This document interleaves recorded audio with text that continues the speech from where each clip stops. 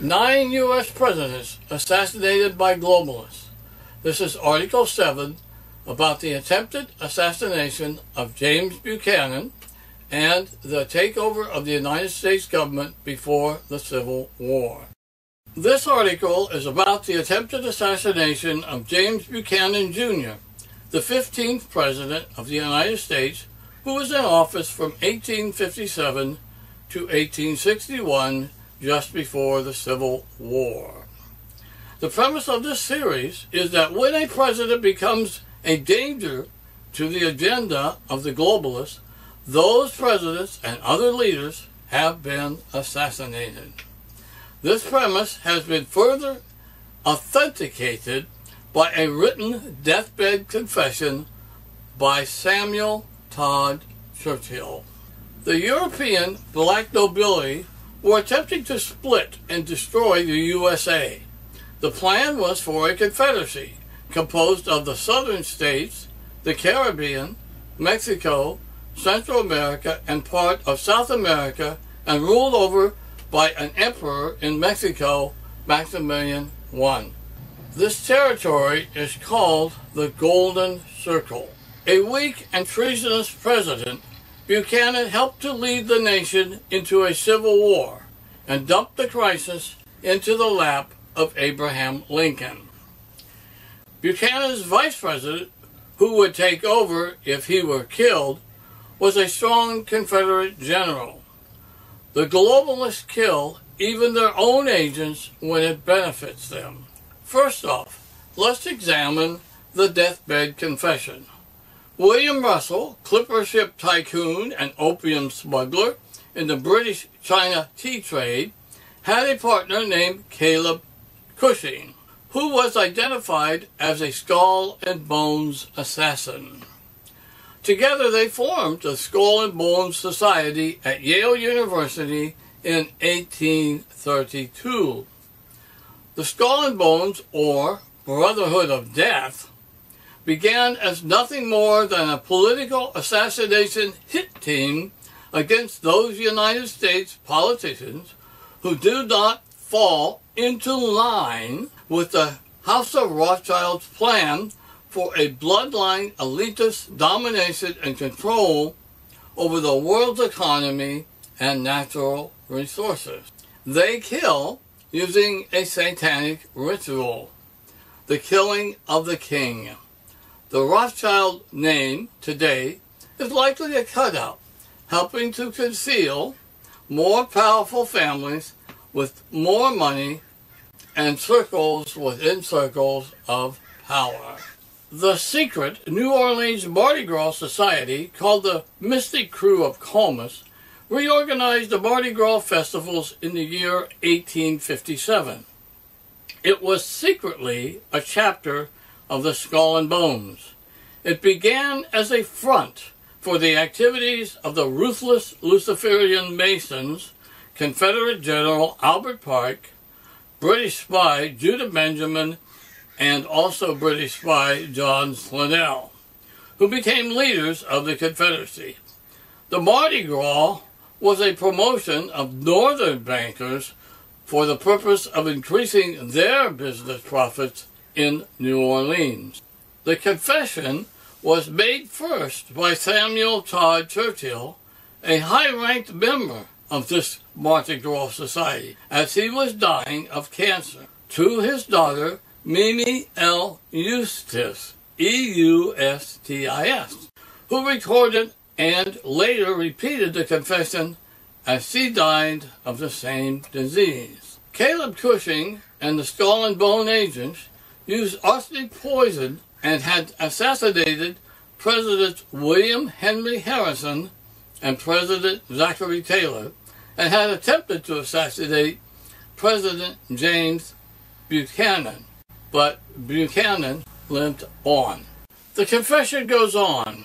Abraham Lincoln had taken action that the House of Rothschild recognized would break their power. The sovereign government of the USA began printing interest-free and debt-free paper money, instead of paying the European banking cartel loans of 24% to 36%. Lincoln went to Congress and got Congress to authorize the printing of $450 million, greenbacks, to finance the Civil War. It served as legal tender for all debts, public and private. This decision by Lincoln saved the nation, and a similar process today could save the nation again. The detailed confession, or confessions, relates how members of the mystic crew of Comus, a branch of Skull and Bones, in New Orleans, in 1863 and 1864, General Albert Pike, Judah Benjamin, John Slidell, Caleb Cushing, and Admiral G.W. Beard, along with Lincoln's assassin, John Wilkes Booth, who was a member of Pike's Knights of the Golden Circle, conspired and carried out the assassination of President Abraham Lincoln. The confession also states that Booth survived. Admiral Beard falsely identified the body of Confederate Captain James William Boyd as Booth's aboard the ironclad USS Montauk. Boyd, a Confederate officer who closely resembled Booth, was somehow, that is somehow, released from a Union prison. Relatives reported he disappeared instead of returning home to his desperate family and 7 orphaned children, as he had stated and as he has planned. Boyd was probably released from prison for this mission by Union war hawks who did not approve Lincoln's plans for Reconstruction, for forgiveness and healing of the southern states. It is significant that the second chapter of Skull and Bones was opened at Tulane School of Medicine in New Orleans. Albert Pike had created the KKK, and as noted above, Pike's Golden Circle included territory far beyond the Confederate States of the South, and would have been ruled by an emperor who was to be established in Mexico. The southern slave states had absolutely no chance of winning the Civil War. Had they even defeated the Union, they would have been ruled over by European royalty, and their area and the whole United States would have been occupied by foreign troops, which would likely have been French and British and Austrian troops, as the Austrian and French troops were already in Mexico with the emperor. My premise is that anytime a president tries to represent the nation and its people, these presidents have been assassinated, because this is not the agenda of the European black nobility, which would be today's Bilderberger Group, today's billionaire communists, the Jesuit Society and his black pope, and the central banking cartel. These deathbed confessions, with precise detail, confirm the events and the motive of many of the assassinations. Details within the confessions that can be verified separately from other sources authenticate the truth of the facts and the claims, and point to many assassinations done by the same group of presidents and senators and other people who represent the people of the United States and not the globalists. I had written 6 articles before I came across this confession evidence, but this evidence confirmed my intuition, my observations, and my opinions, and I had hit the mark. This is because so many matching details cannot possibly be a coincidence. These confessions even confirm my scenario on the operation against President Ronald Reagan, because the Vice President and later President George Herbert Walker Bush was openly a member of the Skull and Bones. As president, he publicly stated the agenda of the New World Order, the centerpiece of the banking cartel. the plan to rule over the world and control all the natural resources and infiltrate and take over nations by using paper money of a private bank. Along with the detailed deathbed confession, this evidence is extremely strong and beyond doubt. The assassination of Buchanan would not have needed to be completed, as he was likely so terrified he would do anything that he was told. A likely scenario would be Buchanan survived because they and their doctors told him that they had poisoned him, but could save his life if he only cooperated and did as they told him to do. The globalists wanted America divided by civil war, with their agent as U.S. President and Judah Benjamin holding the Confederate Treasury in his personal bank account in London. They controlled both sides of the government. Both governments. They controlled the Southern government and the Northern government just before the Civil War. The globalists wanted to destroy this nation in order to preserve their peerage. What is a peerage? It is a special untouchable status, above the law, untouchable, enjoyed by royal bloodline families. And the United States Constitution denies this kind of nobility. No titles of nobility are permitted. Everyone is equal. Nobody is royalty. The Round Table and the Fabian Society have rewritten our history books in order to conceal the power of the money, the power of the private banking cartel in creating and sustaining wars in order to take over a nation. To summarize then, the banking cartel in Europe wanted to split up the USA. They used slavery to create chaos, hatred, fear, and insecurity.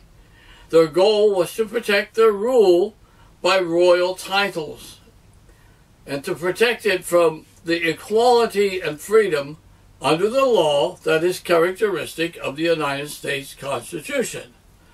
These globalists caused the death of 500,000 Americans by using Machiavellian-style sedition to divide the nation and to put it to war by taking over President Buchanan's office just before the Civil War. There is a 13th Amendment that disappeared mysteriously after being ratified and published. This is not the Slavery Amendment that we have all heard of. This occurred following Lincoln's assassination during a period of time when the nation was divided. Careful analysis indicates it would prevent members of the bar, lawyers, from serving as the president or in Congress, because that would be a conflict of interest. So an attorney at law would be have a conflict of interest. He has to represent, say he's president, he has to represent the courts too, right? Obviously, this is not the Slavery Amendment that is in place at this time. An attorney at law is the same as a title of nobility because they have a special legal relationship in the courts, like a title of nobility, where the nobility have a special status under the law. This amendment read, in part, if any citizen of the United States shall accept, claim, receive, or retain any title of nobility or honor, or shall, without the consent of Congress, accept and retain any present, pension, office, or emolument of any kind whatever, from any emperor, king, prince, or foreign power, such person shall cease to be a citizen of the United States, and shall be incapable of holding any office of trust or profit under them, or either of them. So this was the real 13th Amendment of the Constitution that disappeared.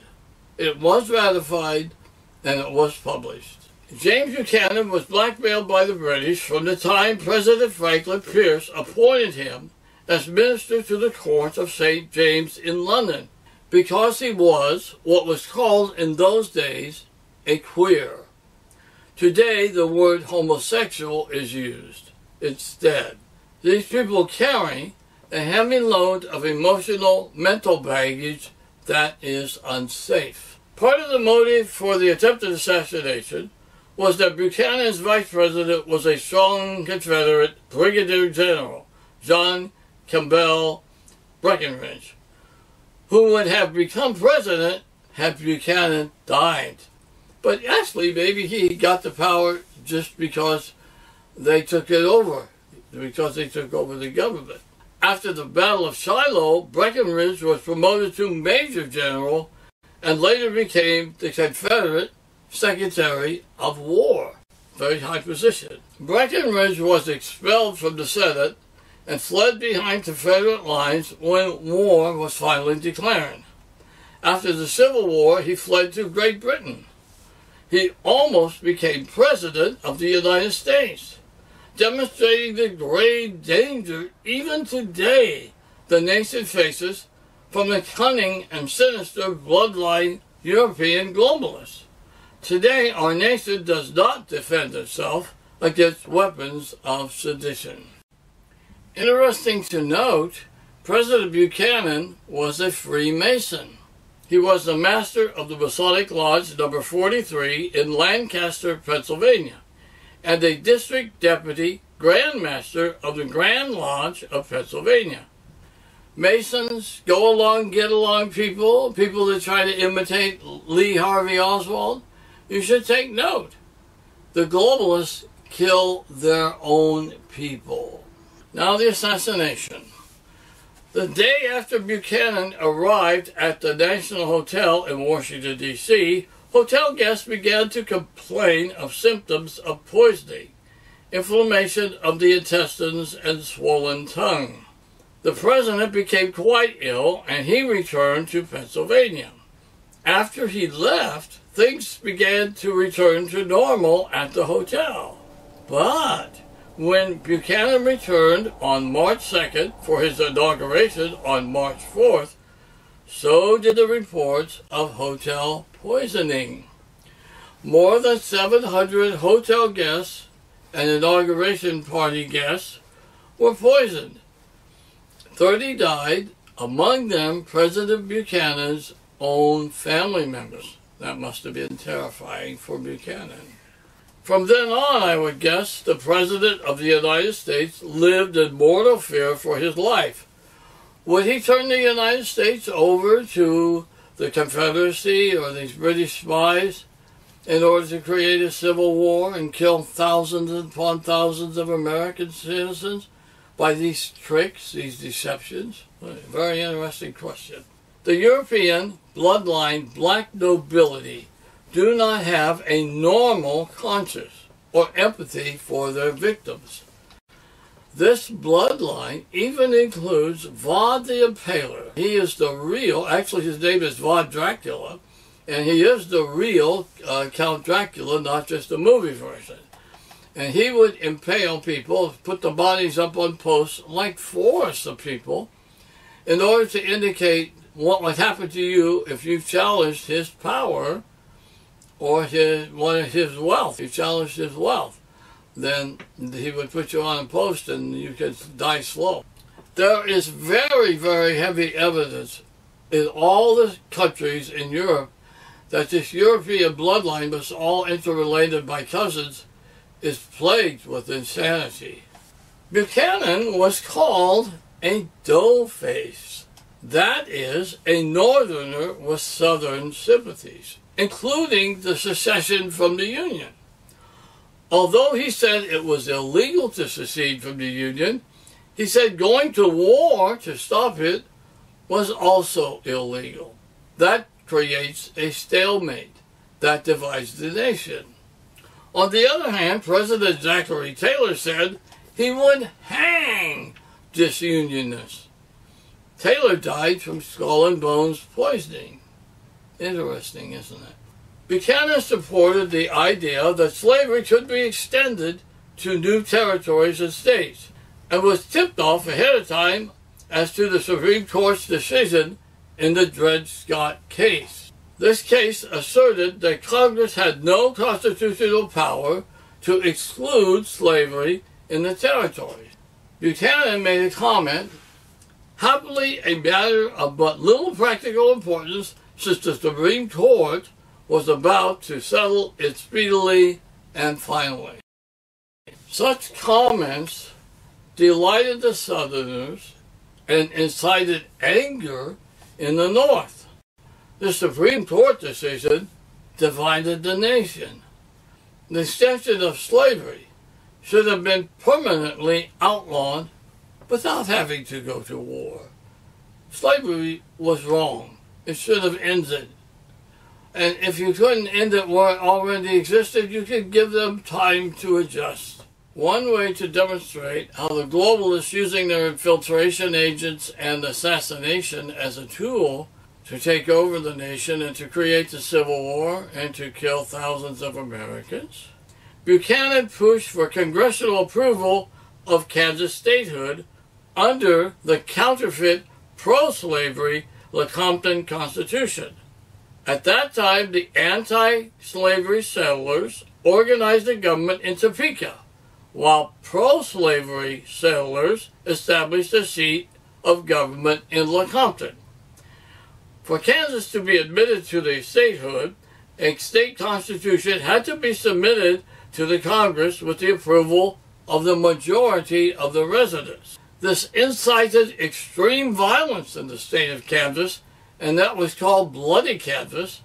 The fact that the people of Kansas, the majority of them, did not want slavery made no difference to Buchanan, because I think his goal was to divide the nation and turn it over to Maximilian, who was going to become the emperor in Mexico and rule over what? Well, he was going to rule over the Golden Circle, the Confederacy, which was what? The southern states, Cuba, the rest of the Caribbean, northern part of South America, Central America, and of course Mexico. All of this territory was to be ruled over by the royal families in Europe, the black nobility. Buchanan believed that there were already too many educated people in America. He said that himself. So he vetoed the bill to build more colleges. The wise public came to blame him for the Civil War, and some referred to it as Buchanan's War. Shops and other public areas displayed a likeness of Buchanan with red eyes and a hangman noose around his neck and the epitaph "Traitor" written across his forehead. You notice that we never hear today much about this kind of feeling of the people against Buchanan, their knowledge of what Buchanan had done at the time. We never hear about that, do we? We hear about Lincoln and how he caused the Civil War and all that sort of stuff. That's all nonsense. It was the three presidents before him that divided the nation and then dumped it into his lap. There was also a Senate condemnation of President Buchanan that nearly passed, and his former cabinet members denounced him, and newspapers accused him. Can you imagine this? The newspapers accused the President of the United States, James Buchanan, which meant the President of the United States, James Buchanan, would be colluding with the Confederacy or British spies. There was a close Siamese twins relationship between President James Buchanan and Vice President under James Franklin Pierce, William Rufus Devane King.